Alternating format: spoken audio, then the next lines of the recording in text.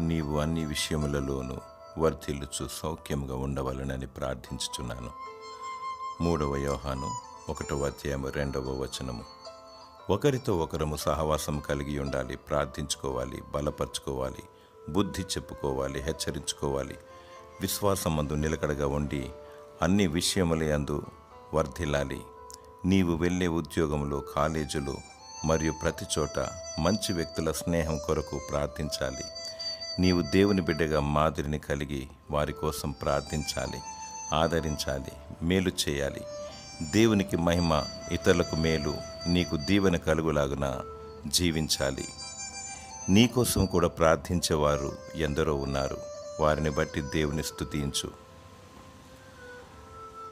దేవుడు నిన్ను తన దయలు, మనుషుల దయలు వర్ధిల్ల చేసి సదా నిన్ను దీవించునుగాక. ఆమేన్.